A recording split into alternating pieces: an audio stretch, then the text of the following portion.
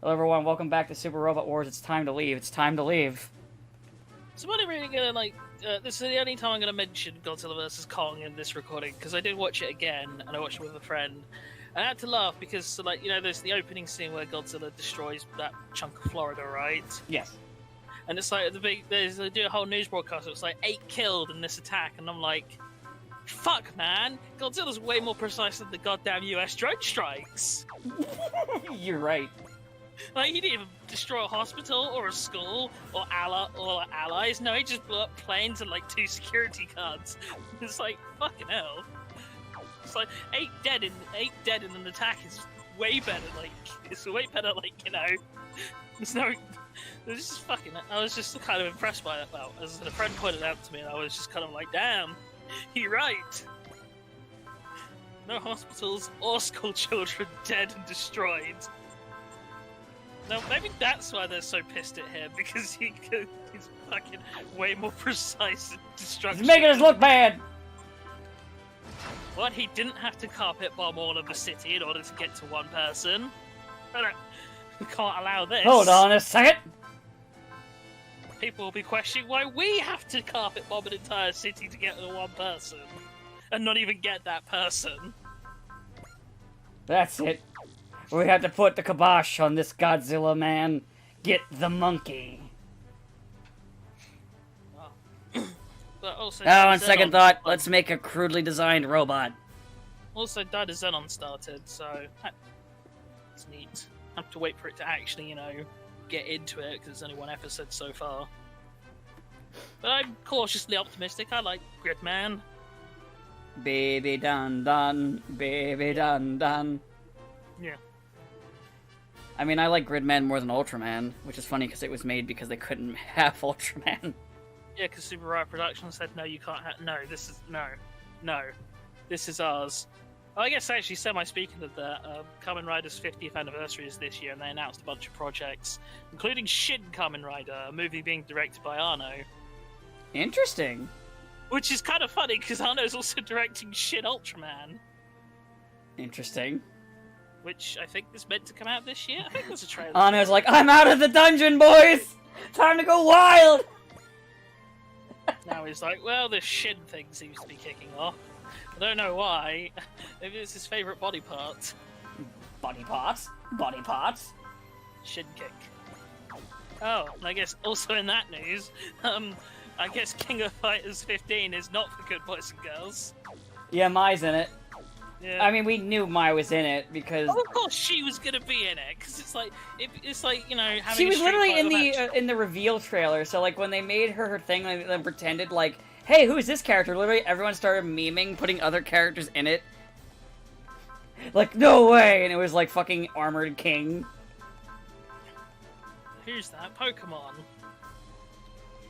They wouldn't dare not have, even though I can't even pretend like I give two flying fucks about Mai Shiranui. They wouldn't dare these days. I mean, at the end of the day, she's the fucking Chun-Li in that series. It's like... Oh, no, I'm saying she is the most popular character that KOF has. Like I said, whether no matter how I feel about the character boring, she is extremely popular, and she is always going to be there. There was one game where she wasn't, and SNK paid the price for that. Nobody played it. Yes. It was the same game. Her and Yuri were both missing from the game, and both characters are extremely popular, so... Oh, is that Garo? Huh? Was that Garo? No, it was, Garu is a different thing. It was King of Fighters, 12. Because 12 was, then built upon to make 13, which is their last Sprite game, and then 14, and now the one that's in production right now is 15. But yeah, King of Fighters is definitely not for good boys and girls, so... It never was. Ah. Oh yeah, they also... they put out a new trailer for Corella. If I haven't bothered to look, because who gives a fuck? She's a puppy murderer. Or attempted puppy murder. That's the thing, she's not even a successful puppy murderer. So, I'm laughing for two reasons. One, I watched it, and they are definitely trying to do the Yas Queen the Yas Queen fucking bullshit. Where they're having her just fucking feuding with some other fashionista, just trying to out-bad bitch each other. It looks so bad. Oh yeah, the fashionista has Dalmatians. The other one. So, it looks so stupid and so bad, I half want to see it through other means. I know what you're thinking, but Dan, don't you have the streaming service? I know what I mean. I mean, even having the streaming service isn't enough. You still need to pay like an extra $30 to see it. I sure as hell ain't gonna fucking do. To see a movie that probably should never have been made. Well, not but, probably. But what's funny is, what I love though is I've realized how many people online have watched too many fucking videos of a YouTuber who read a couple of books on creative writing, because I was trying to make fun. Because I said I still like basically I was saying like I still think it's fucking hilarious that Disney is like looked over at the puppy murder and said, yeah, we're gonna make that sympathetic, and people for some reason thought that sympathetic means good person. Because people were like, that doesn't mean that they're a good person. It's like, I'm not saying, I'm saying sympathetic. The fact that they're making a puppy murder sympathetic is fucking hilarious. That they're trying to make a puppy killer. Maybe they're just that other word that has a very similar sort of like sound to the start of that word, sympathetic. That we're not allowed to say. Oh yeah, no, this isn't Twitch. We can say it's Sim. We're not on Twitch. Maybe they're just simping for Cruella. Oh no, 100%. I was like, why don't these people just be honest and be like, yeah, they're just like, yas, queen, yas, murder puppies, queen, yas. I mean, like it's just so funny that like it's like, okay, so you're trying to make a person sympathetic who finds puppies, kittens, other little household pet animals, murders them horrifically, and then rends the flesh from their body to make into a coat. It's not even a good. I mean, it's not even going to be a good-looking coat. It's like it's one thing if it's like you're looking at Mr. Burns and go, you know what, that is a snazzy vest. See my vest. Even it is the snazzy vest. You think, yeah, I'd probably like. No, I'd not like personally kill a gorilla for that vest. But if the gorilla was already dead, yeah, I'd go for that vest. See my vest. Fuck the gophers, though. Yeah, screw those little bastards. It's just so fucking funny how many people are simping over fucking Cruella of all things. As Disney just basically, I called it the Harlequinning of Cruella de Vil. I mean, basically the same thing. Like, honestly, I wholeheartedly think that Disney looked at their roster of villains and then just saw Cruella with her two-toned hair and went, there's our Harley. Wouldn't be surprised. When I said that, too, I had a couple people be like, no! Well, they've already done a lot of the big ones, so she was next, and the evil queen doesn't have a backstory. And I was like, dude, Cruella de Vil's backstory... Cruella de Vil's backstory is, I want to kill animals to make... I want to kill household pets to make jackets because fashion. Like I've said before, it's just she's a completely petty character, which is fine as a villain in your children's. Yeah, no, she's a fine villain. But the problem is, it's like she's no Mr. Freeze. You can't build a story. You can't really build something beyond that, because at the end of the day, it's like her goals and her what she wants to do, and for the reason she wants to do it, are so incredibly like petty that it's like. As I said, you can understand people like you can understand villains like Ursula and Hades. Mr. Freeze, even hell. Yeah, who all have. Like, I just mean like. Oh, the Grand. Okay, God. Sorry. I just mean like villains who at least have something that they want. Yeah, like I want to rule the world. Yeah, okay, it's cliche and all that, but you can at least sort of get that as like. You can basically, if you want to rework them, you could basically have like corruption or shit you can just like adjust it a bit, like make there be like corruption or something that led them to be like, well, I have to do this in order to I have to be evil to protect the good or some crazy shit. Like you can have someone's mind get twisted to that point and make it work, but hers is kill puppy, get jacket. That's her whole thing. That's all. So so basically your best case scenario is Cruella through the fucking dealing with this fucking other fashionista, for some reason points her direction towards fucking Dalmatians. That's your best case scenario, and that's still not good. Your worst case scenario is you make a bunch of puppies assholes. Which, I wouldn't be surprised if that's the route. It's so fucking bad, I kinda wanna see it, because it sounds and looks like it's gonna be a goddamn train wreck. And I'm gonna laugh the entire time.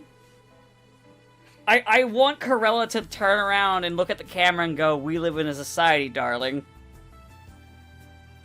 You say this as if that's probably not going to happen. Like, I didn't say it wasn't. I'm saying like, I want this. We've already had fucking Justice League, which does make me think, because we had that line and fucking and deleted scenes from that. Are we going to get the actual for real Snyder cut done in like 4 different aspect ratios this time? God, I hate now that we're just using this as a thing, because I mean I didn't want to really talk about the movie again, but I saw a thing say Adam Wingard saying, "Oh yeah, I shot like 5 hours worth of footage for Godzilla vs Kong." It's like, yeah, that's called making a movie, dipshit. Lots of people film lots of things for movies that don't get put in the movies for various reasons. Yeah. Like, that's just how the business is. Like, why is this now we're pretending that this is news? It's literally how it's always worked. Like, people just film. It's like, you know, this is partially why sets are such a big were such a big deal, right? Because they'd be making sets that weren't entirely sure if they were actually going to be used or not, because you didn't know what at the end of the day was going to get like in the film. Yeah. No, I know that. I do find like cut content and stuff like that always interesting, whether it be video games, television shows. Oh, it's interesting, but I just think the asinine idea that we're kind of getting thanks to Zack Snyder and the Snyder Cut of, you know, oh, there was all this extra footage that just didn't make it in. It's like, there's kind of maybe a reason why I didn't get it in, because a lot of it's just sort of crap. Not crap in the sense it was bad, but like crap in the sense that it was filler, needless. Yeah. Or it was scripts that ultimately got changed or worked around. Or, you know, guess what? Movies get reshot a lot. These get reshot a lot. And that's not even like to say, oh, that's bad, because reshoots are sometimes good. Yeah.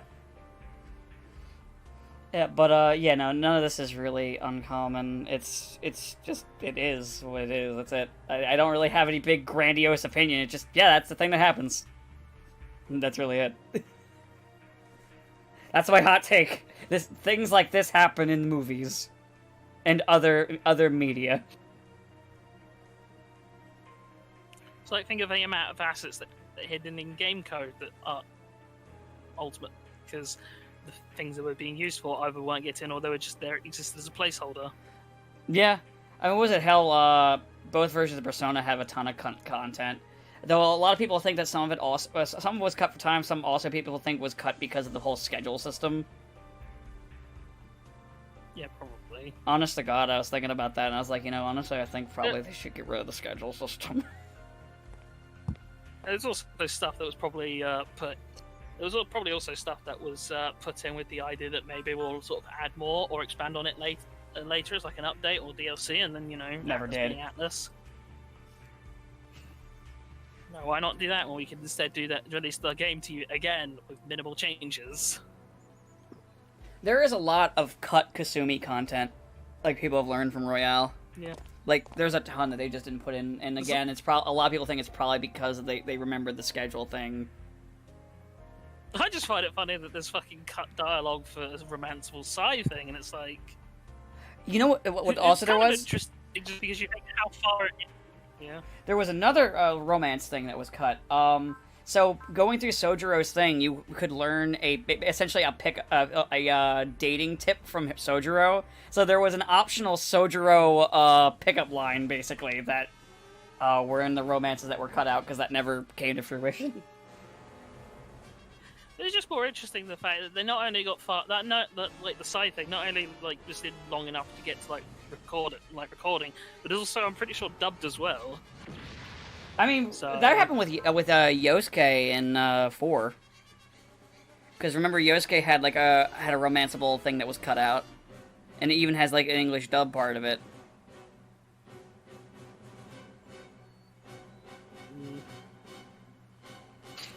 should have let us bang Yosuke, is all I'm saying.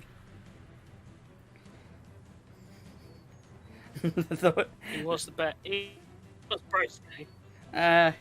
I still think when it comes to those characters, I think Ryuji was the best one of those. Maybe if he could have just gone like 5 minutes without saying, "Hey, we're the Phantom Thieves," and then I wouldn't have had to go, God, could I just fucking do what they do to that girl at the end of Bot to You?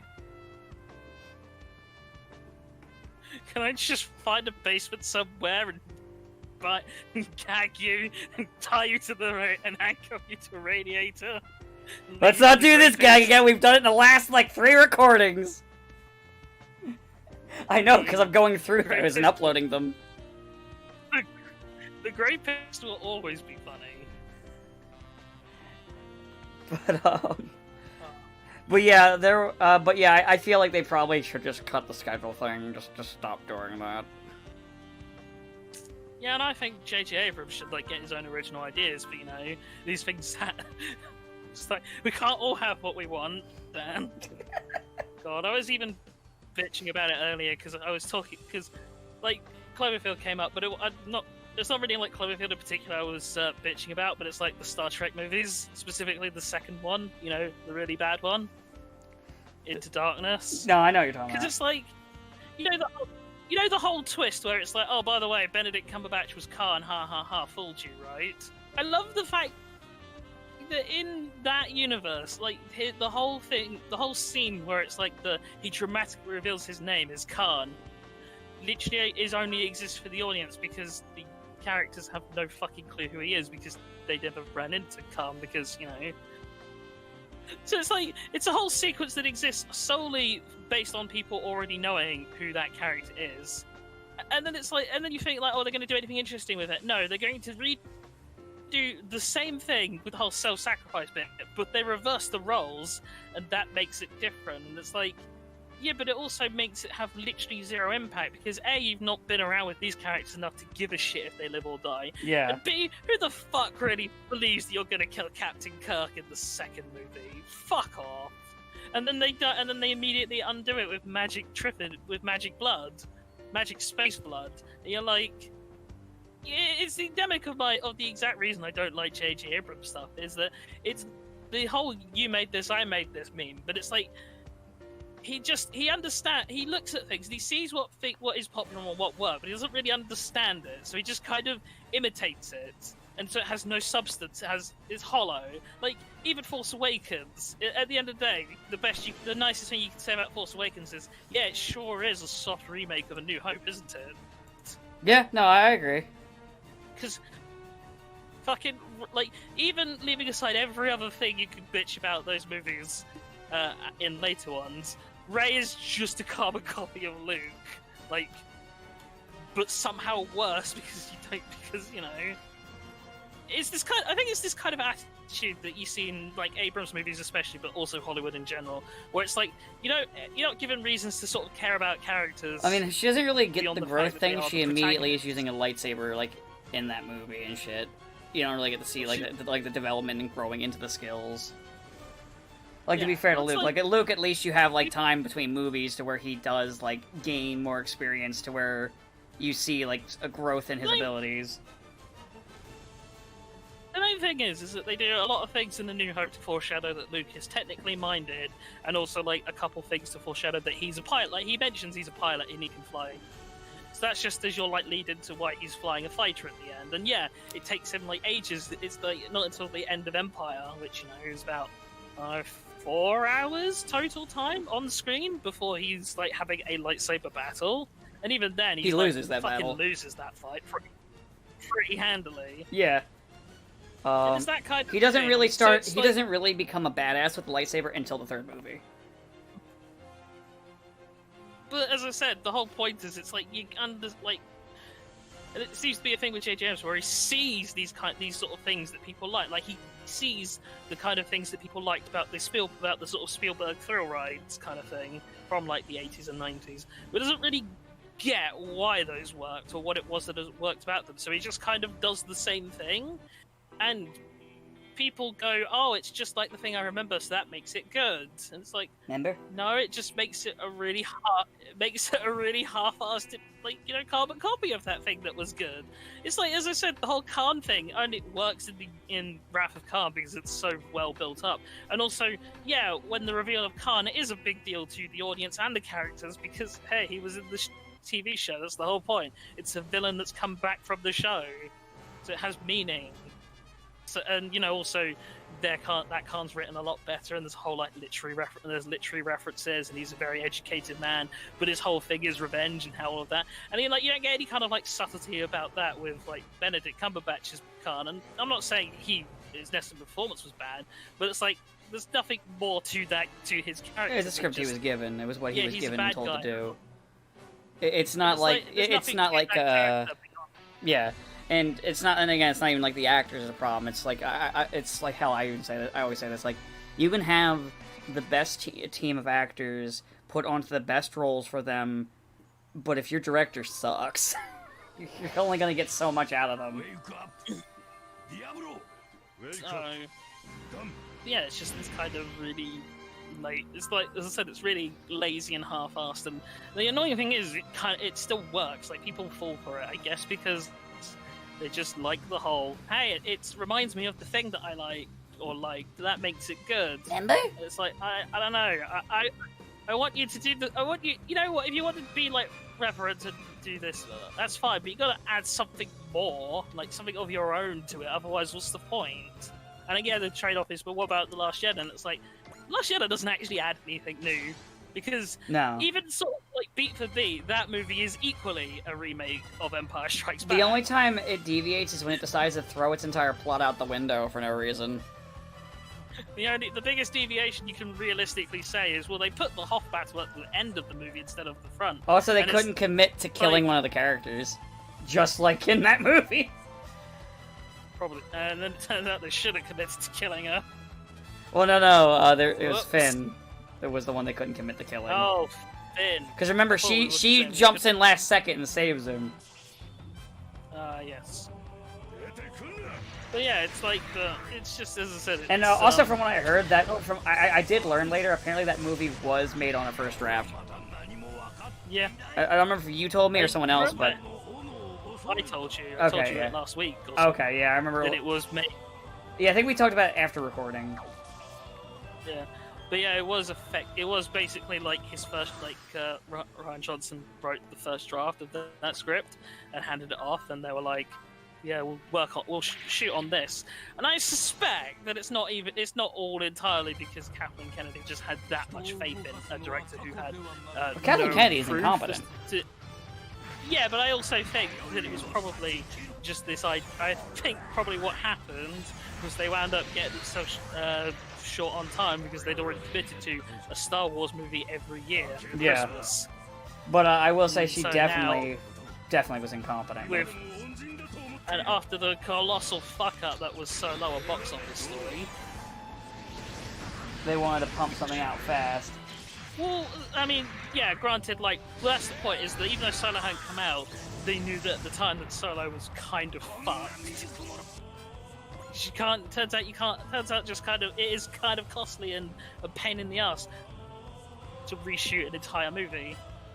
Who knew? Maybe they shouldn't have. I don't know, it's like if you didn't want your wacky comedy movie, maybe you shouldn't hire the wacky comedy guys. You know, the thing is, it probably would have been a better movie with them. Actually, it would have been a better movie if they stuck to either one of the two, like at the start. Like, if one of those two directors was it would have been a better movie, and that was it.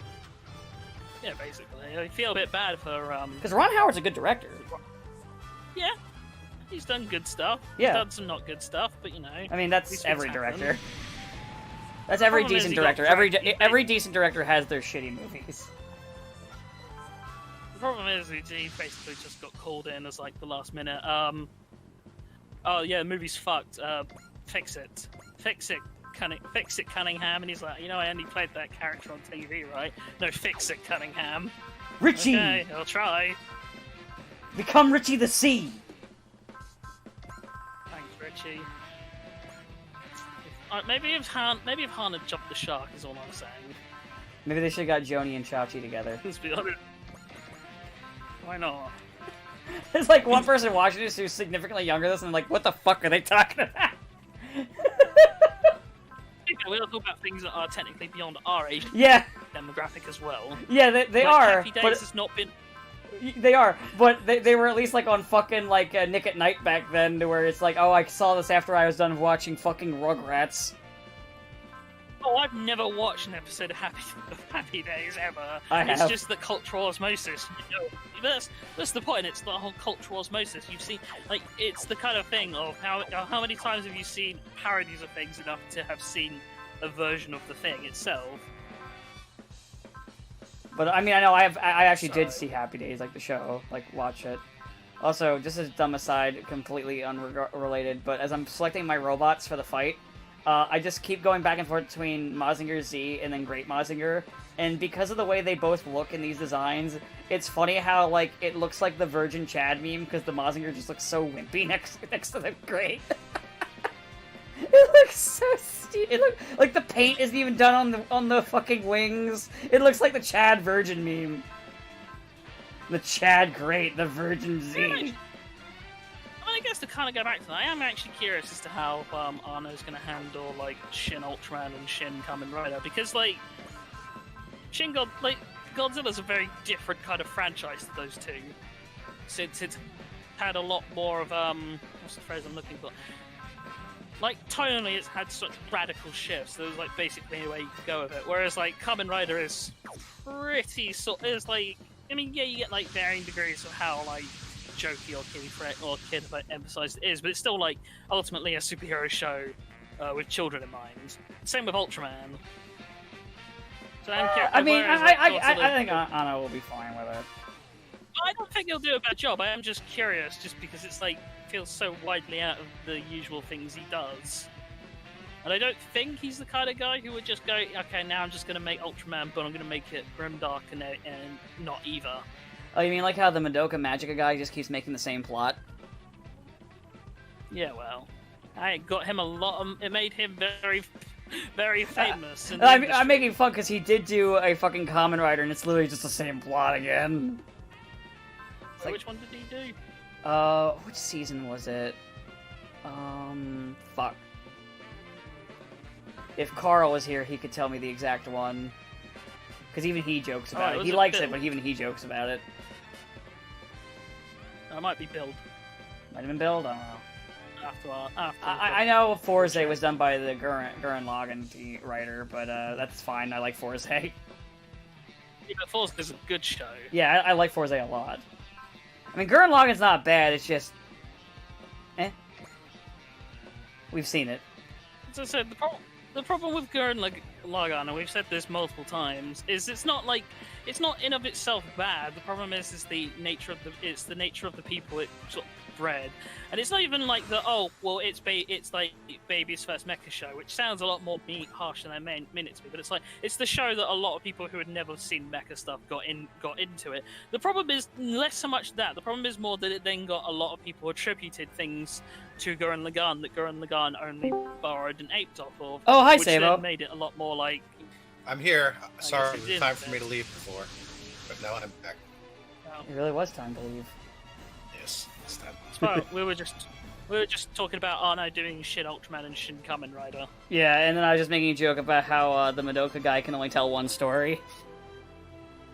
He's probably gonna do a good job because he. Oh, yeah, Anno's gonna be did a good fine. job on Shin Godzilla, and Oh yeah, He always honestly, I loved think the Anno will do Ultraman. good. Anno will do good. I do know that Shin Godzilla has a Kamen Rider Faiz reference in it. Basically, there's a barrel that has Smart Brain, which is the evil company in Faiz. Ah. It's like not a huge reference, but it's just there. So I'm just concerned now that Arno just gonna have to keep doing shit and whatever. Like, are we gonna get to a point where they're just that desperate for things for him to do? I think Anno's he's silencing just him. happy. I think he's just happy to be out of the Ava dungeon for a little bit. oh, forever Right, until supposedly. Wait until they ask him to do shit Evangelion. He's gonna say no. He's gonna say get someone else to do it. I wouldn't be surprised if they get, hey Arno, can you do shit Gundam? mean, he'd probably do it, but you know. Hey, Anna, if you do Shin Mazinger, you already did that. Fuck. You do Shin Mazen Kaiser. Shin Tokusatsu Spider-Man. I would fucking watch that. If fucking only, right? Right? Well, you never know. People apparently really liked him when he showed up in the comics briefly. Oh, yeah. But here's the thing: comic book fans are fickle because they're not even reading comics anymore. Comics are dead again forever, and I say good. Now everyone could just go, ha ha, Baron Zemo is dancing. Isn't that funny? I've not seen the show. I will watch it, as I will watch WandaVision at some point. But I'm like, man, it feels odd that we're going all ha ha ha. Look at crazy wacky Baron Zemo. I'm like, is he still a Nazi? I forget. No, he's not. He was never a Nazi in the show. Man, He was a I thought when Sokovian. we were allowed Well, to no, watch these guys. in the show they changed it to say, oh, he's Sokovian, but he's still a Baron, and apparently he was like stupidly filthy rich and has all these assets. And they're like, okay, then why did you There was, come up with but that? What was the point of Civil War then? I'm still begging the question of, is he a Nazi? Because it felt really weird that, like, the Red Skull, they were very careful. They were very careful to kind of go, no, but he's not a Nazi. He's separated. He's worse than the Nazis. Even the Nazis think he's crazy. But also, he's not a Nazi. I'm like, probably could have just kept him as a Nazi, really. It's just not enough. It just feels odd to sort of distinguish that he's so bad that Hitler's like, oh man, that's bad. But then also he's like, I guess doesn't believe in the Nazi ideals, except the torture thing. I don't know, man. It depends on writer these days. Remember when Nazis could just be evil bastards? Yeah, and then people got really offended by fucking Wolfenstein. Like what people? Because the Germans didn't play it. People got offended by it, at least in the States. They're like, why are you doing this stuff? This is terrible. I was gonna say, but it's like the Germans surely probably couldn't get offended because no bugger in Germany is allowed to play anything that has anything even remotely resembling World War II stuff in it. It's banned forever. We don't talk about it. It's like how we don't talk about Nanking in Japan. Nothing happened. It's like how we don't talk about Tiananmen Square in any places that's influenced by China. Nothing happened in Tiananmen Square. Yeah, I don't even know why I brought it up, really. Yeah, It was why'd just you a do nice that? day. Everyone had a picnic. It was fine. Yeah. It was Yeah, no I think it's- massacre. Why would you even say there was a massacre, Dan? What? No, I didn't say there was a massacre. There was no massacre there. Fucking The sad hell. thing is we might very well reach a point where even saying this might get us in trouble. Where the Chinese government's like, oh, you think you're funny, huh? I mean, I think I'm funny, but I don't think anyone else does. So Yeah, they're gonna start. maybe- They're gonna send private assassins to.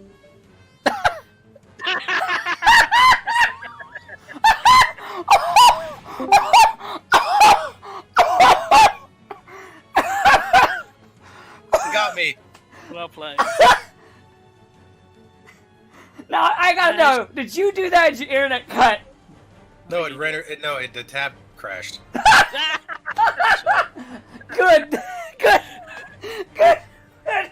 God, turns out the Chinese secret police is run by Candlejack. Wait, you just said his name. You can't say Count Jack. That was a fun meme back in the day, the Candlejack memes. You know what? I was really sad about this pandemic because I was gonna go to Comic-Con last year and I was gonna cosplay as Candlejack. Like for real. You gotta bring rope and see how many people are willing to do the gag. I was gonna see how many people said it's Candlejack, and I'm gonna be like, oh, you gotta come with me now. I'm just concerned you might actually get done for kidnapping. Is all. Local man arrested for kidnapping. Local man arrested for kidnapping and Candlejack cosplay. Well, no, the problem is if they say Candlejack, then they have to get on the rope too. Yeah.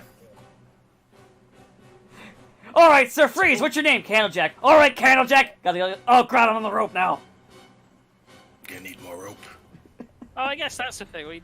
I guess the Space Jam 2 trailer finally dropped. Yeah. And I'm Yes, looking at it and I'm interesting. like, fuck me, this feels desperate. Yes. Like, this feels super desperate. I like that. In here, it's like Don Cheadle is setting him up for a basketball game and deliberately gave him the Looney Tunes as like his team in order to sabotage him. Because it's like you could have had the cast from Game of Thrones or any of these other characters, but no, you get the Looney Tunes.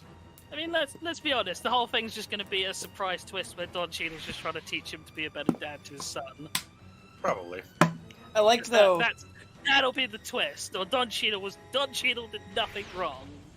He's just trying to teach LeBron James how to be a good dad. I love The twist is that Don Don Cheadle is actually Rhodey and he's there on behalf of Disney to take over WB. That's the twist. I love It could though that they showed the Iron Giant in it, and he's already destroying stuff.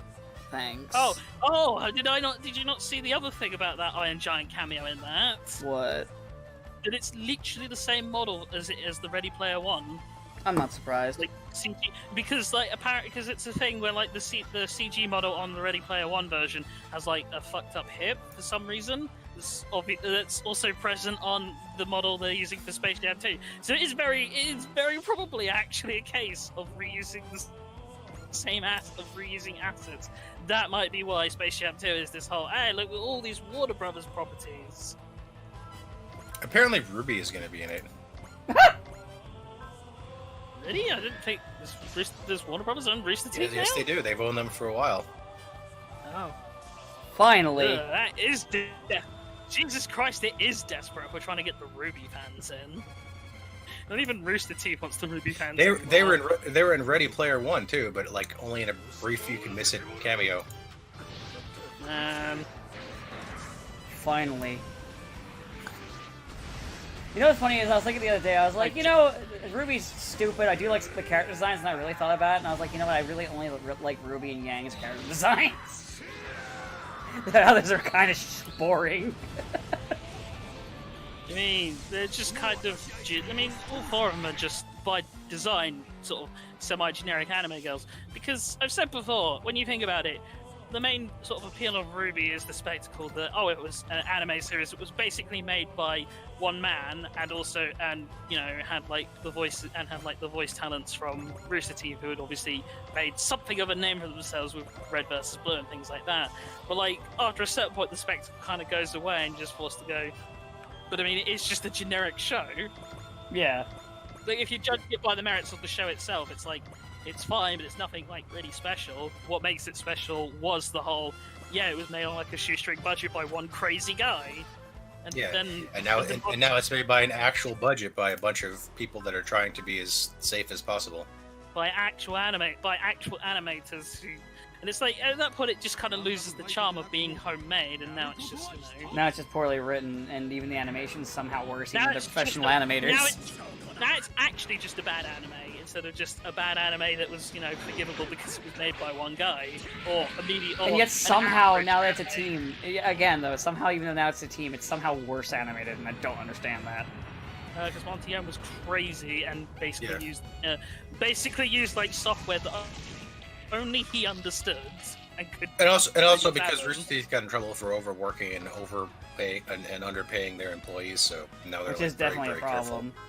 Which is not so. Like the latest season they were very, very careful not to keep people working too hard, which meant the animation got even worse. I always like the Cyberpunk 2077 response to that is yes or no, did your workers operate at the crunch time? I'm not going to answer that. It's like, we just kind of did, man. When you don't answer, you answer. Also, they went all in on Genlock, and that didn't actually work as well as they hoped. On what? Genlock. They made an original mech show that like they put a stupid amount of budget into and got like Michael B. Jordan and all these celebrities to be in. Oh, I forgot about that fucking thing. Everybody did. I remember I remember I saw it and it looked stupid and I didn't pay attention. They were like desperately hoping it would be like their big, like super duper mega success show that they could basically kill everything else and then just run on that, and it didn't work. Because I don't think they had here's the thing, right? Ruby is popular because of the waifu. It's like, I don't Yes. think anyone can fight me on this. Yes. Yeah. Do you want to fight me on this, Sabo? No, that's pretty much it. And that's fine, but like the crowd, but like, you know, the people who are attracted to shows based entirely off of waifus are radically different from the kind of people who will watch shows like, because what I'm trying to get at is that you will attract like a very specific crowd with Ruby that they did attract, and that crowd is only interested in like a very sort of narrow view of these kind of things, and that's fine, nothing against that. But then, you know, you can't expect that level of success if you're going to do something that is by design a lot more niche, especially because here's the kind of kicker: mech fans care about mech designs that look cool and would be great models and figures, right? Yes. That's part of the thing. That's half of where the Gundam money you get does back so is well. from. It's from the action figures of the robots. So if you're designing a mech show and your mechs don't really look cool because because you're designing a mech show and your mechs don't look cool and that's your first mistake. So then you're just kind of having to rely on maybe we'll make like an amazing story and plot that will like break them on. It's like realistically, no, you're not really going to be able to do that either. Especially Even on, like good writers, to be fair. Even with Rooster Teeth, even with like throwing as much money as they did, Rooster Teeth is still like much more limited. They're still limited compared to like, you know, more established animation studios like Sunrise or Trigger. And also, you know, them having proper brand naming, and you know, like Sunrise does carry like a certain weight to it as a studio versus like, you know, Rooster Teeth, which everyone goes, you mean the Machinima guys? Yeah. Also, actually, one thing I'll say about mecha being niche here, and I, even though I've noticed like it getting more popular, is I've learned that part of why it's niche, as I've talked with other people, is because when they think of robots, they think of Gundam. So typically they're like, oh yeah, like Gurren Lagann. So I immediately then start recommending them stuff like that and explaining to them like, yeah, everything doesn't have to be Gundam. And I've been doing that a lot lately with people. Yeah, but it's that kind of thing. So you have to have like a sick-ass mech design that people will go, yeah, I want a model of that. Regardless of if models actually do exist. Like, if you create a design and... Like, dude, I'm still sad there's kind of nothing of problem the... with, I'm sad that the Tornado Rex doesn't have a fucking model kit. Do you think I feel the fact that there's no model kit of Valimar? No, I would kill for... I'd kill for a model of Valimar. I'd kill you for a model of Valimar specifically, Sabo. Give it time. Hopefully. But yeah, so it's like, even if you don't have a model kit or any kind of figure of the mechs, it's a matter of, well, do they have, like, look cool and distinct enough? And I get the idea is you want to do, like, kind of mech warrior thing where the mechs aren't important, where the mechs aren't, like, anything special, they are just grunts. And it's like, that's fine, but then as I said, you kind of need to have something else behind that if you're just going to... Because, well, let's also be real, like... let's also be real, it comes to, like, another one that is more popular, less for the robots, but at the same time, the robots did draw people in, even though I don't know if anyone here is really into those robot designs, but, the Ava robots. Yeah. Like, I'm not into the Ava robots, but they are popular. People love those designs. Here's the thing, right? You know exactly what EVA Unit 1 looks like. You recognize EVA Unit 1 colors. I can recognize, to be fair, even with my not a fan of EVA, I can recognize EVA Unit 1 and I think 2 is the red one. I get the numbers mixed up. Yeah. 2 is the red one and 0 is the purple one. Or the yellow one in the movies. So it's like, if you know what you like, as I said, even regardless of anything else, if you see EVA Unit 1, or if you see really any EVA unit because you recognize the similar design aesthetics, you go, oh yeah, that's the new Evangelion. Whereas if you looked at the Genlock thing mechs, apart from like maybe sort of guessing it because, you know, you recognize the art, the sort of terrible CGI models art style, but even then it's like, I think you'd be hard pressed to go, is this Knights of Sidonia? I honestly don't remember what they look like because I remember... Like, I literally, the last time until today that series was even on my mind was when they first announced it, and I looked at what the announcement stuff, looked at the robot and said, this looks like crap, and then walked away. They look like the good guy arm slaves from Full Metal Panic. But you know what? Full Metal Panic works because even though the mechs all do look like grunt units, even Arbalest doesn't look like anything special. What Full Metal Panic works is because it balances like having really likable, wacky comedy characters in a very serious setting most of the time. Yeah. So it's the Full Metal Panic is the example of what Genlock should have been, not necessarily aping that exactly, but that kind of, you need to have effectively larger-than-life characters if you're not going to have a larger-than-life mecha design aesthetic. And then you have like Patlabar, which is definitely more grounded. The characters aren't really wacky. They're kind of normal, but they're likable, and there's a lot of like day-to-day stuff that people can just kind of cling on to. But here's the thing about Patlabor. Comparison to other Smack shows is that Patlabor is more of a police procedural than anything. Yeah, so it's a police procedural. It's like a police procedural slice of life kind of thing. And then occasionally there's mech. So there is that also to sort of latch onto for Patlabor as like a thing. Whereas Genlock, from everything I've seen and heard, did feel like kind of it kind of felt like Pacific Rim. But if it had like a Gundam, if it had like Gundam design sort of sensibilities, so Pacific Rim 2. Yeah, even more generic than Pacific Rim 2 designs. Yikes! What if we took Gypsy what if we took Gypsy Danger and we gave it 2 turbines? Yikes! Fucking perfect, guys. You got it. But And honestly, this is the perfect time to talk about like mecha designs as we're playing Super Robot Wars. And honestly, all of these robots have really distinct designs. Like the Shin Getter right here. If you see this thing once, I could show it to you again in like 3 weeks, and you'll remember what this thing looked like. I will say the one that you might forget is the tank one, but that's just because they rarely use it. I would say Expel from Paradise mech is pretty meh, but also like Expel from Paradise is not really a mech movie. It's kind of a movie, and also there is a mech in it, I guess. Yeah. So I'm not sure why we did this game. The new Etheron I do like that we don't have yet. We don't have that thing yet. I mean, it's a fine design, but it's not like anything where I go, oh yeah, I'll remember that. Oh yeah, I'll remember that. It's not as memorable as hell, even like in terms of like grunts that I have on the field right now. It's not even as memorable as like the Aura Battlers. To be fair, like the Aura Battlers do have a more distinct design. So, yeah, because they look all bug-like. They look like Kirby Terry. And obviously, the fucking God Gundam here is a very memorable design. What if Gundam, but also it had wings? No, not those kind of wings. That's probably where actually Wing Gundam got the idea, because it does predate Wing Gundam. Yeah, but Wing Gundam's also in G Gundam, so it's fine. But it's still just, but as I said, that's why I think Genlock was basically doomed from the start, because the Ruby crowd weren't really going to give a shit, because they didn't have a waifu. Or they didn't have kind of waifus that Ruby has. Right. Like, I've had Ruby described to me as basically Battle Lesbians, the show, and it's like, that's fine. That is 100% fine.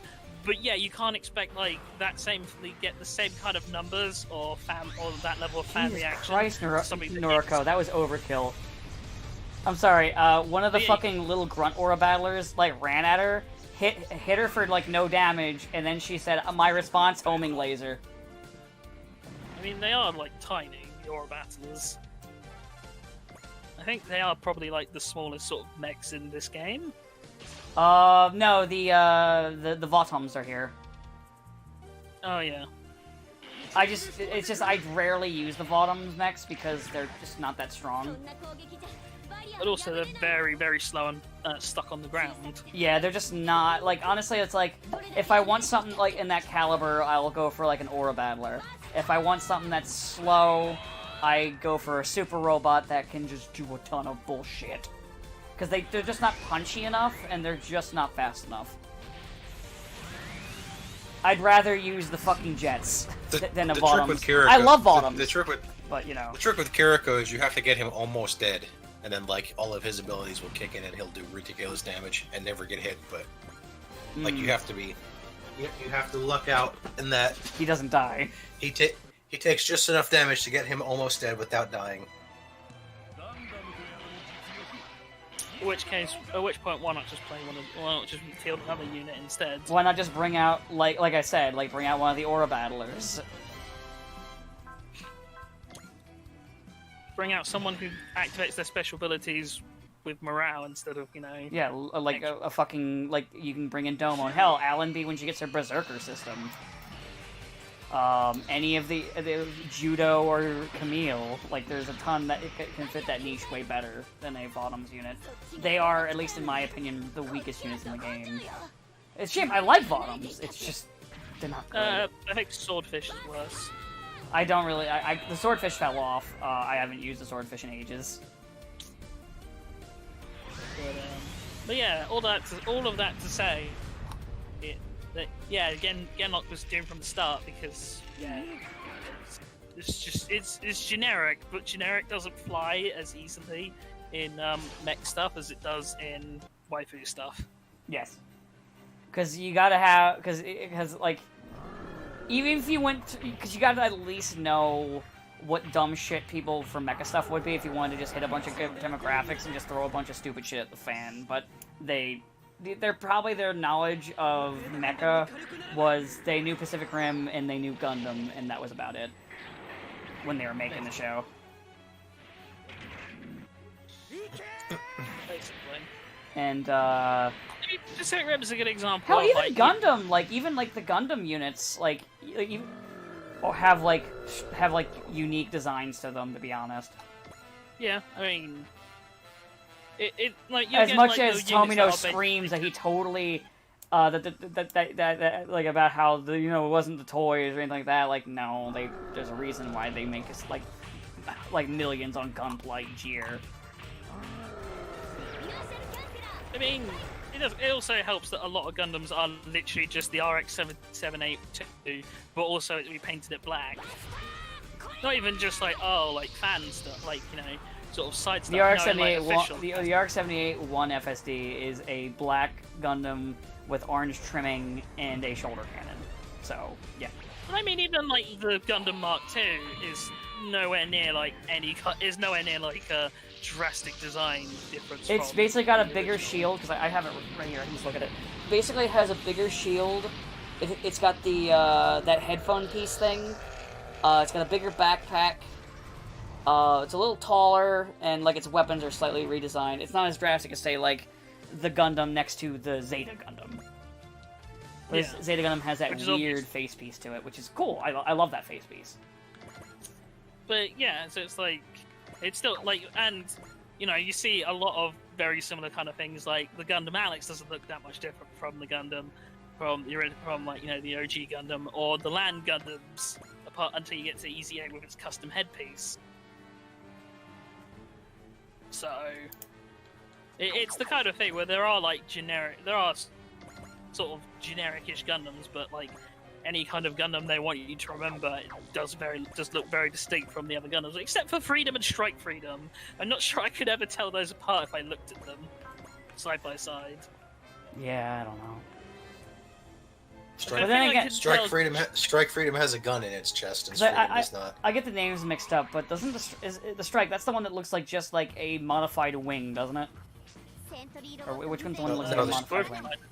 No, the strike just looks like a modified regular Gundam. So the original Strike is just it's just the original Gundam, and then he gets the Freedom, which is basically that, but also it's now got basically Wing Gundam wings. Okay, it's the Freedom is what I'm thinking. Okay. And then the Strike Freedom is basically the same, but I think it has like slightly different color.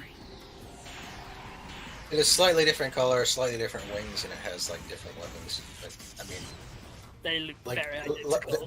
They look so identical. They pretty much just reuse this stock footage with it slightly traced over most of the time. I'm pretty sure the Justice and the Infinite Justice look much more different comparatively. Yeah, they look. The Infinite Justice is like a totally different color, and it has completely different weapons.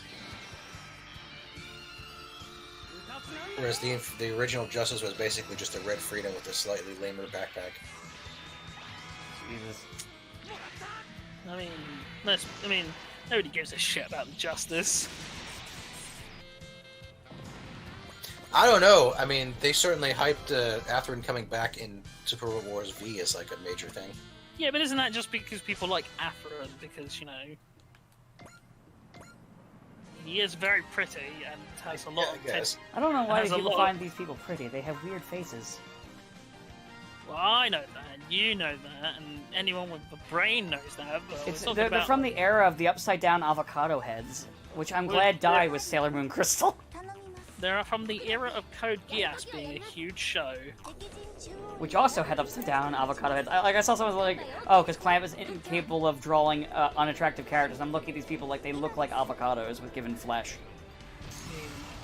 You didn't have to put unattractive. You could have just put characters. You could have just said characters, and it would still be accurate. And I guess part of the problem is also Code Geass is that exact kind of issue that we mentioned with Gurren Lagann.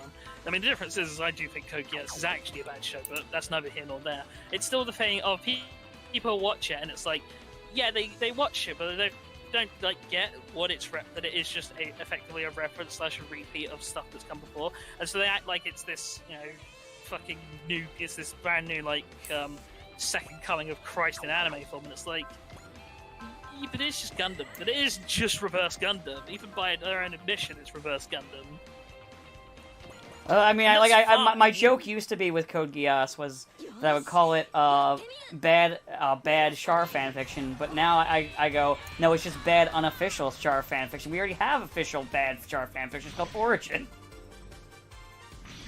I never betrayed anyone in my life. Hey, do you want to go on this transport for me, old buddy, old pal? Sure, my best friend Caspel. Nothing could ever go wrong, right? And then Char just lets that one guy just die, who did nothing wrong to him. He wasn't even like a Zabi thing. He was just his friend, and he let him die for him. So no, fuck you, Char. You have betrayed people, you lying cunt. Sure. Even the Zabi family, it's like, well, you did actually betray them. Don't try and like rule shock your way out of this. I'm You're a traitor. gonna shock my way out of this. Even Starscream would be like, damn, son, you're a traitor. You're a traitor! A traitor! Aren't you a traitor? At least I'm honest! I mean, that's how you can sniff out the traitors so effectively. That's how I know traitors when I see one! Traitor! I always liked that episode of G1 where, like... I'm sorry, I know Starscream has way inspired- different voice, like, for ages, but that's still just how he is in my head. To be fair, a lot of Starscream posts then have tried to be Chris Lota, or try to like copy Chris Lota's sort of vocal aesthetic, I guess is the way I phrase that. So it's like Steve Blum plays him a lot more sort of like sniveling, Yeah. and Tom Kenny plays him more conniving, but it's still the kind of more high pitch, a lot higher pitch. Whereas I would never call G1 Starscream conniving, because that would imply he had any kind of level of planning or intelligence, and it wasn't just Megatron has fallen, all Decepticons follow me. Decepticons, follow me! Fucking Starscream. I am your new leader! That scene is so fucking good! And how stupid it is! G1 is a gem, and it's so stupid and bad.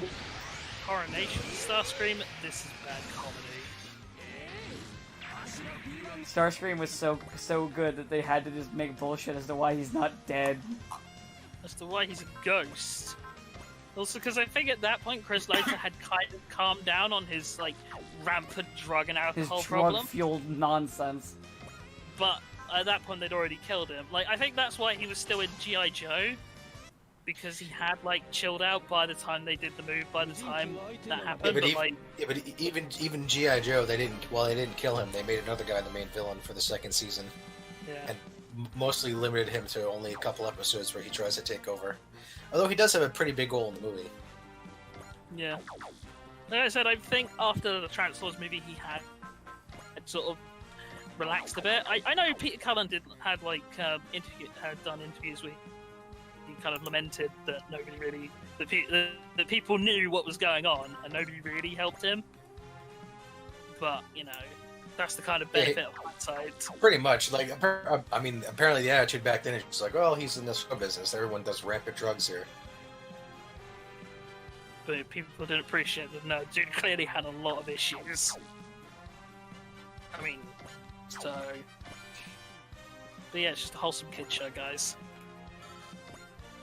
For the children's. Man, it always feels weird when you look back at those shows and you're like, yeah, that was kind of fucked up, wasn't it? Like, you look back on Mighty Morphin Power Rangers and you're like, man, it feels bad that they were being homophobic to Billy, and you're not even entirely sure how much if it was cast and crew or if it was just the crew, because stories change on that. And and also given the time period, you can believe either or, because it is still it's still the 90s. It's more of a thing now to not be a fucking homophobic bastard, but it wasn't that long ago. I mean, you can at least take the stance that maybe people could have held those things, or even said things not really believed what they were saying and not appreciated the kind of damage it was doing. And I like to think that everyone does have the capacity to change, and grow out of these kind of things. But yeah, the problem is, as I said, you don't know, because you get conflicting reports from people about what was said and who said it and who was involved. And obviously, when you're talking about co-workers and sort of actors, especially, egos get involved and people have harsher attitudes on each other, perhaps. And also, people can get defensive. Definitely people didn't like Tommy's actor. Yeah, back then he was an asshole, apparently. He was an asshole, and B, also he got more money and did less work. Yeah. I know nowadays he's cool, but he was an asshole back then. He's calmed down after he got a bit more humbled, but yeah. You can understand that he was effectively the star of one of the biggest sort of kids shows at the time. His character was so popular, he became the star, pretty much. He became part of the show, and yeah, you can kind of understand it for someone who's relatively young, especially in the 90s, where you could be an asshole and nobody would know, only the cast and crew. And he came into a show that was immensely popular, so he shot up pretty high from that, and then he was told, "Oh yeah, your character's the most popular, and you sell the most toys." So you kind of get. You get why it happened. It would happen to anyone that young with all that happening. It honestly would happen to almost anyone. Well, I also think of it as the one benefit you could say to the social media cancel culture is that, other people are a lot more hesitant to just let their actual asshole-ish nature. Because, let's be fair, most people are assholes. In some way or another. For at least one point in everyone's life, there will be a point where they're just an asshole. Yeah. And they might, we can all hope that we can be mature enough to look back and go, man, I was just an asshole for really shitty reasons. Oh yeah, no, honestly, I think back on just dumb shit that I did or would do back in the day, because I'm not saying I'm a great person, but I'm definitely a better person than I was, 15 years ago. 10, 15. Like I said, I like to think that everyone has the capacity to change their kind of worldview, because things do change. People experience more things and they interact with more people from different walks of life, and you can go for it. And I do think people genuinely can go from having homophobic or transphobic or racist sort of ideas and learn to not be to not have those kind of views. Sometimes those are just born out of just not knowing, out of not being willfully ignorant, but being ignorant and just not knowing it. And as I said, I like to think that people can learn from those things, and I'm a big believer in maybe we should give people second chances, unless they've actually, caused someone physical hurt. Yeah, there are exceptions, and I will say, it's the individual who was afflicted by whatever assholishness, they are allowed to choose whether they'll forgive them or not. And anybody else, that's honestly, if you want to give them a second chance, it's down to the individual. But I do agree, people can change and get better. And that immediately saying that a person can't when they're trying or saying that it doesn't, just kind of hurts the idea of making things better Mind for, you, for people. there are some things you look back on and you go, wow, if that had happened these days, it would be a completely different context. And I forget if I've ever told this story. I think I've told you two before, but I forget if I've ever told this story in recording. So I'll tell it again because I actually find it kind of funny, please. But when I was about like 8 years old, I had a teacher who who decided to take a picture of me and put it on like his sort of work computer, his like computer in the classroom. And painted and like did like a lazy Photoshop, painted green, and then wrote the words "alien" underneath it. And it's like one of those things where you look back. Like if I tell that story now, people go, "What the fuck?" That's not only like disgusting. That's not only like what like because you can sort of interpret that two ways. Either it's there to bully an 8-year-old kid, which what the fuck, you're an adult. Yeah. Or yeah, for even more shady reasons, in which case, what the actual fuck? But it's that kind of thing where the whole story just kind of makes me laugh because, I mean, you could say I was either a victim of bullying or potential grooming, but like, it's that kind of thing where I go, man, if that had happened like even like 10 years later, that teacher's house like door would be kicked in by the police. Insert FBI, open up. So. It's one of those things where I can look back and go, man, I guess this should be like a horrifically traumatic experience to me, but it's just kind of not. Maybe that just says how damaged I am as a person. That I can look back on what would to a lot of other people be like a horrible example of abuse, and I go, yeah, I mean, well, I think the thing I actually take sort of any kind of offence or that actually upsets me is just not even a very good joke. It's like, I wouldn't have minded if the actual like sort of insult was worthwhile, but it's like, I kind of get that. It's honestly I kind of get that. Like being like, hey, I'm more annoyed. This just is just bad. It's just a bad joke, and it's like not funny. There's no punchline. There's nothing. It's like how I am with like honestly. It's how I am with pretty much every autism joke. It's like I have autism. I'm not offended by them. I just roll my eyes and like, really, that's your best shot? Like, come on. Can you try again, please? Come on. You got a little better, right? No? It's like I don't know, the best story I can ever tell is when I was at the same school. I was either like 8 or 9. It was around the same year, and I remember being sent to the headmaster's office, which was a frequent occurrence because I'm also autistic, and rather unfortunately at the time it wasn't like something that was really dealt with in the way that it is. So I mean, a lot of same thing with me. We're around the same age. Yeah. Yeah, I know. I was just explaining. Oh no, I was saying for the audience too. I was saying that for the audience too. So I got sent to the headmaster's lot for being quote unquote a naughty child, and I remember at some point saying to the headmaster, "I don't know why you bother with this because we both know you don't care about me or the other kids here. You're only here for the paycheck." Which I got sent home for that, but I feel like if that wasn't partially true, he wouldn't have been as upset about it as he clearly was. So, in terms of like when there's like two, I have something similar to that was kind of funny, and then I have like in terms of like when I got diagnosed. So like to give you an idea for the younger people in the audience, I didn't get diagnosed until I had an emotional breakdown in fucking high school.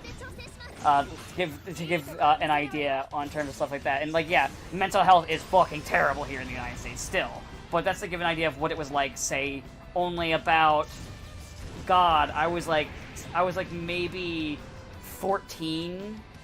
Mental health was not a thing or at all 15 at when I got diagnosed. So like to give an idea, I'm 31 right now. Like they didn't do mental health diagnoses or anything like that. It's just like you were either weird or you weren't. But in terms of like a funny thing in terms of to a teacher was so when I was in elementary school, I got this one kid would keep bullying me, and my mom said if he hits you, just hit him back. And he started like hitting at me, and you guys remember Hey Arnold, right? Yeah. Do you remember the bit when Helga says to the Girl Scout, where it's like, "Hey, come step into my office," and then just beats the shit out of them in the back alley, basically? Yeah. Yeah, I did that. I said, "Hey, why don't you step into my office?" And we stepped into the driveway of this house that wasn't owned, and I just beat the shit out of him. And I then, I got in the office, I was told I was gonna get detention and all this shit. And, my mom goes there and says, like, here's what was going on. It's like, well, he's still gonna get detention. Okay, cool, he's gonna get detention, and then when I come and pick him up, I'm gonna take him out for ice cream, and that's what happened.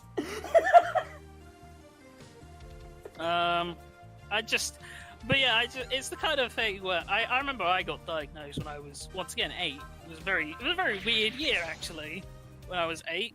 But, it was only because, like, a friend of my sister's was actually autistic, but also his father was a child psychologist, and he'd, like, been visiting, and he basically said, yeah, I think he's autistic. So I got seen by, who was at the time, I think, one of the most renowned child psychologists in the country, so that was pretty nice. That was pretty neat. So when the diagnosis came back, and the school didn't believe it because, schools are bullshit. They were like, well, I mean, we got it from this guy, and they're like, oh, because literally, like, sort of the most renowned child psychologist in the country at the time. So, that was kind of funny.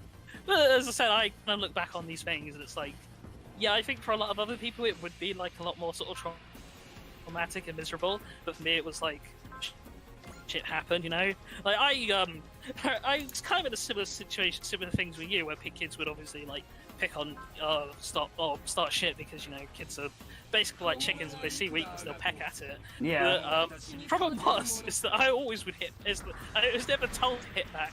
I always just hit back.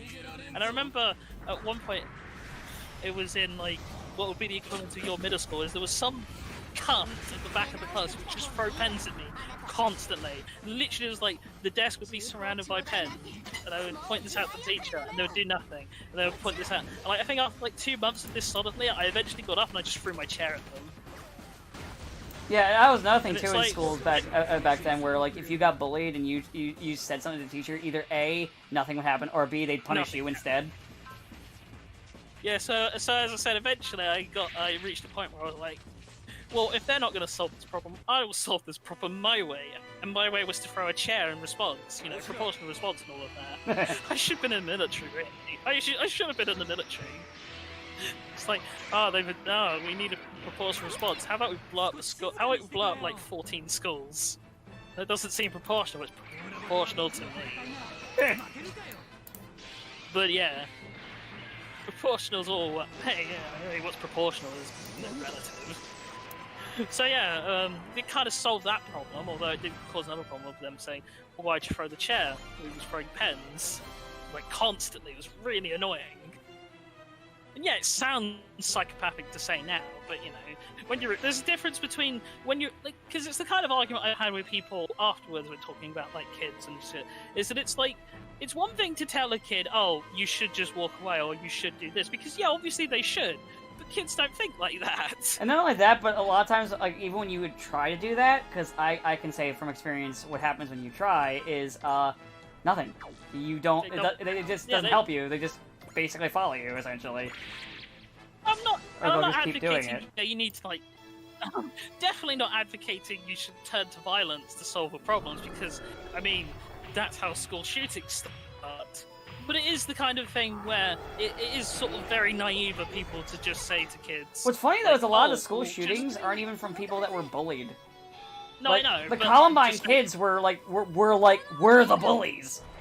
Yeah. They were actually the bullies.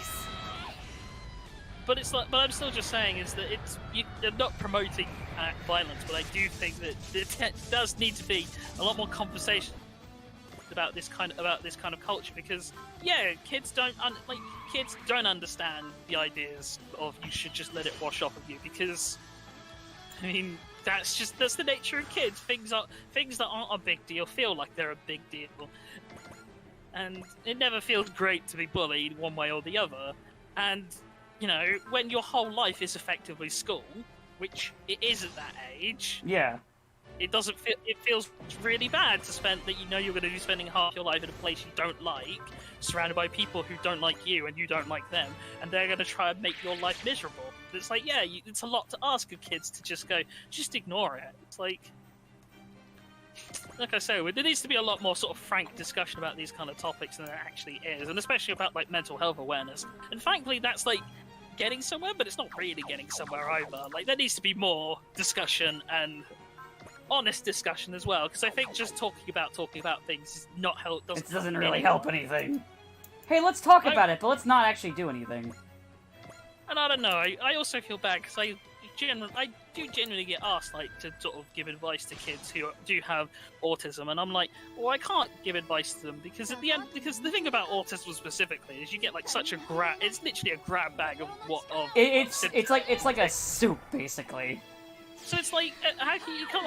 I don't know. There's some things you can say, but also like, what you can say is limited because you don't. I don't know what they go through or what their tolerance is. Like, right. It's like trauma, right? People can. And even like what parts of autism they have can vary. It's literally like a fucking weird. It's not even really a spectrum. It's like I said, it's like soup. It could be all kinds of different things. Well, it's also like grief, right? Like some people can have loved ones die and it fucks them up for the rest of their life, and then some people can have loved ones die and they learn to deal and they learn to live with it. And it's like, it's not like a skill it's not like something you can necessarily impart to people. It's a matter of how those people in each individual people deal with these kind of things. So all of these sort of like instances do need to be taken on like an actual case by case basis. And of course, you know, when you're talking like millions of people who do have like not just autism but any kind of like learning difficulties or you know, disorders or whatever kind of, because I've always disliked a lot of those terms people use to refer to these kind of things, because they always feel like either needlessly like you know, negative sounding, or like needlessly sort of like what's the phrase I'm looking for, like condescending. Yeah. Because like, there are some people who have what is classed as learning difficulties who do better at learning than people who don't have anything, who haven't got any kind of like diagnosis like that. I mean, literally, hell, earlier, like I was mentioning how like I think it's funny how people don't understand what the word sympathetic means because they are watching YouTubers who read like a book or two on creative writing and start talking like they know what the fuck they're talking about. But yeah, so it's that kind of thing where you have this sort of very complicated, and as usual, a very complicated situation that I'm trying to effectively say. The answer is, I don't fucking know. Like, that's why these situations are complicated, I guess, because there's no easy answer to the problem of, well, everyone deals with things differently. So I'm not saying you can't sympathise. Of course you can sympathise, but it is always going to be difficult to like try and give advice to people even without the kind of shared experiences, because you don't know how other people cope with things or what kind of struggles people go through. You can try and sort of and understand one another, but there is a limit to how much you can realistically do. And what works for you doesn't work for other people. Like, it feels kind of a cop-out to say, but you do need to take these kind of instances really case by case and learn to understand sort of the tolerances of people. And yeah, it's very difficult to do. It's very time-consuming and costly, but it's like probably the only way I can see to actually do it, because when you try and group people all together, you do just wind up with so many people who do fall through the cracks. Yeah. Like, people who don't need help get help they don't need, and in doing so take away help from people who do need it. Because, hey, yeah, guess what? Some kids don't have any kind of, like, difficulties or disabilities or any of those things, but they do struggle and they need help. And they don't get it. But and No Child Left Behind was a great idea. Oh, too bad it left a lot of children behind. But yeah, this is all sort of me talking. This is all me talking as a man who has no children at all, trying to tell people how to raise their kids. So, you know, grain of salt on that. And I'm a person who literally doesn't want to have kids, period. So I look after my nieces like every few weeks. That counts, right? I don't know. I'll be honest. I've been tempted by these like Godzilla and Kong plushes. And I'm like, are they old enough for them? Will it freak them out? Because the oldest can't watch Beauty and the Beast because the Beast scares her. But she always wants to watch it. And I'm like, but you can't, but you'll just be scared of the Beast. No, I won't. And then we put it on and then she goes, I don't like this, turn it off. It's like... How are you scared of the Beast? Everyone loves the Beast. I did, because she's 4. So, like, when he makes big, roary, scary noises, she'll go, it makes her upset. People want the... Everyone loves the Beast. Beast created a whole he helped create a whole generation of furries. Nah, I'm pretty sure. I'm pretty sure Bugs Bab. It's all Bugs in his when he was his cross-dressing ways. Yeah, what's up, Drac? Nah, it was definitely Babs Bunny and Gadget from Rescue Rangers. It was that combined with the power of the internet. It was what is really Really? called. I mean, Babs, not Lola. Babs. That's Yeah. the hill you want to die on. yeah, Babs. Well, Babs started before Lola, by 5 Yeah, years. but Babs is an actual child compared to like Lola being as like I guess theoretically a grown. I wish you could see the weird look yes, on my woman. face, and I realized he said Babs Bunny. Yeah. It's true. Like there were people stalking her VA at like cons for a while because of Babs. I wish you could see my face right now. It's true. I mean, I get Gadget because at least she doesn't wear. At least you know she's. I assume meant to be a grown-up chipmunk girl. Is she a No, chipmunk? she's a mouse. Mouse. Oh. Because Well, it there's shows a what I whole, know. I don't think I ever there was watched a- Rescue Rangers. because there was a whole episode of the fact that like a guy could only hypnotize mice, so he could hypnotize her, but couldn't hypnotize Chip and Dale because they were chipmunks. Which also led to people having hypnotism fetishes. That probably. Oh, I blame the Jungle Book for that one. But no, I think Never she's type supposed to in be, like, con, Google. she's supposed to be she's supposed to be like 20 something, I think. In the show.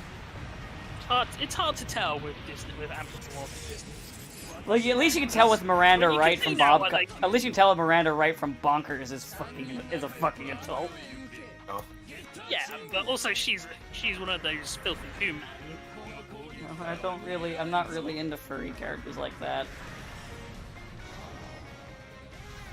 I don't care if other Miranda's people are, but I huh? thought she was a human. I thought Miranda was a human. No, Miranda's a human. I was saying I'm not really into the non-humans. The antler I mean- characters. I mean, I think sex is icky anyway. I mean, I'm Ace, so what's the sex? So, but Is it a what food? Can I is- eat I it? don't know. I didn't know you were. I knew you were insane. I didn't know you were insane. Well, I'm gonna. Oh, I know how to kill the Baron Ashura. I need to have Thunderbreak. Yeah, that's how I'll do it. You need a big ass sword to split him in two. Or They didn't them. give us the fucking Mazen Kaiser. That's probably a bad idea, actually. You saw what happened the last time he got split in two. Yeah, well, Also, we don't have the Mazen Kaiser here. We're not allowed to have cool things. no one. Who cares about Baron Ashura anyway? Well, if he gets cut in half, then he begins the end of the world or something. At least that's how it went in Shin Mazinger. Yeah, well, it didn't work though, did it? Because Shin Mazinger punched the bitch. No, we don't know if it worked or not because that's how it ends. Was that where Shin Zero picks up though? I don't think so. I don't think they're connected. Shin-Zero's Shin its own Mazinger. Shin Mazinger ended with Baron Ashura chopping themselves in half and unleashing the whoever's from Oh, the Miskine. from Great Mazinger, and then that's where it ended. Yeah, but Tetsuya would have saved us. That's fine. It's true. We can always rely on good old Tetsuya. He knows what's up. Tetsuya has a wife that he impregnated, whereas Koji's like, well, I mean, I guess we're boyfriend and girlfriend, but I don't want to commit to marriage. It's like, what? Just I mean, what? It's yeah. Like, why is this a plot point? It's like you guys are fucking old at this point. Just bang. They're like in their mid-20s. It's ancient by Japanese standards. Exactly. It's like, the fact that Sayaka's not married and has no children, she has no future. According Apparently that trope has been dying off. just look probably, good. probably because Japan's like sort of birth rate's been on decline as well. Pretty much. So a lot of people are coming from families where they just don't have brothers and sisters, and therefore they're not growing up basically being told, yeah, man and woman's job is to get together and have children. Yeah, So, pretty much. I like how I guess it Alan would showed up in this fight, and I never even had Shu deal with him once. Who cares about Alan? Like, Alan's like, oh, here, and I'm just like, and I just had Shu deal with everything other than Alan, basically. Alan is bad Jared. Think about that. Jared's good, though, so that's sad. Well, he doesn't get a good robot. Except for, like, his best robot was a fucking Mark II. He doesn't even get a hero step, he just dies like a bitch. He really It's does. like, and it's not even, you can't even go, oh, death was like the big thing in the episode. No, because like 6 other people died that episode.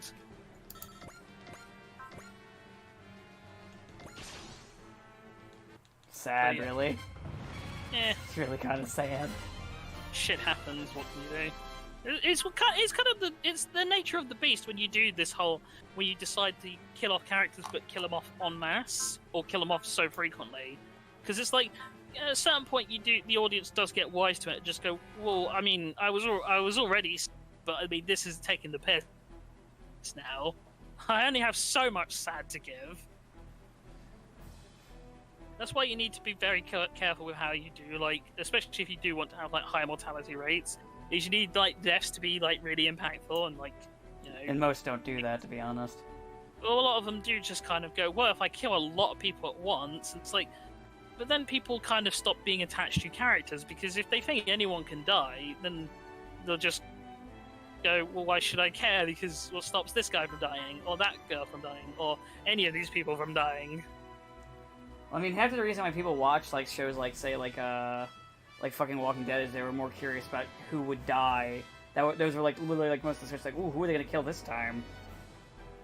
Which actor wanted out of the show this week? I do like that they didn't have the balls to kill the one character and he just left on a helicopter. That's still really funny to me. I think the entire Walking Dead in itself is a massive shit show, but I say this having not watched any of it. I'm still surprised it still But airs. Every now and then, like, I hear it's still on TV and I'm like, wait, what? It's because it's unfortunate. It's the kind of thing where you never appreciate the power of the normies, right? Because, yeah, we all live in our little, like, circle jerks on the internet. Like, Oh, no, I know what you're bubbles where saying, we because, just kind like, of- but it's like the thing, because it rarely is talked about, but I mean, like, I came to that full head on that when I realized just, like, as much as, like, man, Family Guy sucks, Simpsons writing hasn't been good in years, and then you look at the ratings and they're, like, the 2 highest rated shows on television. Yeah, and it's, as I said, you don't appreciate the actual power of the normies. I mean, hell, Because you for a just lot of think, people, man, everyone- Simpsons is like for a lot of people, Simpsons is like a routine. They come home from work, Simpsons is on, they put on The Simpsons. So, yeah, I do wonder if that was kind of the ultimate insidious nature of The Simpsons, to, like, effectively ingrain itself so much into, like, schedules and family culture that it just became a thing that people did without thinking about it. It's possible. Maybe that's the secret. But, yeah, idiots. All you people who want to make long-lasting shows, just make a show that becomes so popular it literally warps culture around it, and then you're gold. Fucking idiots. Just, why don't you all do it? Yeah, come on, nerd. It is kind of funny to consider The Simpsons was counterculture when it came out, right? Yeah. Because that's the whole point, is it's like a sitcom, but it's a sitcom about a quote-unquote real family, you know, a dysfunctional family. Yeah. Because Because they're not like...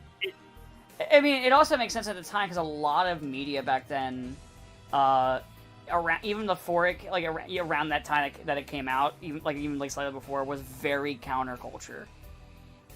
What's the it's the kind of thing where, like, with the Reagan era, you saw like a return to, like, sort of like, I'm not saying like in terms of like actually sort of political alignment, but if I say like conservative views, Yeah. like people became more enamored with the idea of like the tight knit family circle instead of like the rebellion with like, and it reflected in shows like Family Matters and, you know, just all these kind of sitcoms that are about like just sort of classic American families and everyone is nice and gets along.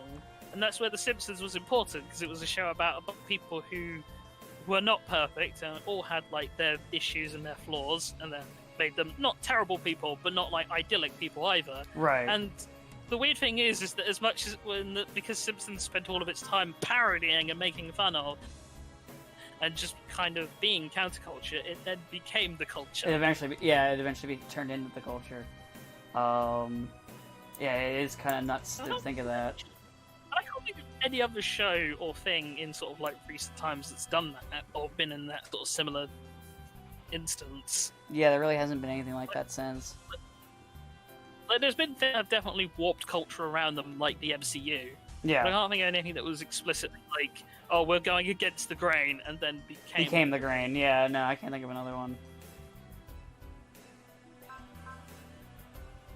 It is crazy to think of how that happened, though. Yeah. I mean, I guess actually maybe Evangelion. Kind. I'm going to break all the rules, and then that became the rules. Kinda. I mean, especially in terms of the way characters were portrayed. Yeah. There's a lot more 'Cause Shinji, it was Asuka, and Rei. Yeah, because it was very much like supposed to be like a deconstruction of shit. I still not a fan of it, but that's what it was supposed to be. See, but you can understand what it was intended to be, and then how it became sort of like. Yeah. Heavily... Oh no, I completely understand that, like, how it came to be. I understand what it was supposed to be. That's why I joke saying I think Anna would have more fun having a conversation with me not liking it than people who like it and don't know what the fuck it is. Because at least you'd be like, well, at least you get it. I honestly think Arno would love to talk about literally anything else other than Evangelion, regardless of if you liked or disliked it. Because I think he's he is actually so done with it. And if you just said, "Hey, what do you think of the local sporting team?" He'd be like, they were. Thank fuck you asked me that and not about Evangelion." You open up with it. So anyway, first off, fuck Evangelion. Second off, how about the local sport? And he's like, all right, let me get your contact information. It's the opposite. It's the opposite of Kamiya. If you give him any criticism, he's like, "Oh, let's become friends." Kamiya, you give criticism, or even look at him funny, he's like, block ban! Hey, Kamiya, are we going to find anything about Project GG anytime soon? Blocked. Maybe? Please? I just want to know. Blocked! There's not Ultraman you're making. Blocked! Because I really like the not Kamen Rider and not Sentai you made. Blocked! So anyway, that's it for today. There was a lot of cutscenes, that's why this one took longer. Oh, it's time to leave. I don't have an outro joke. Goodbye.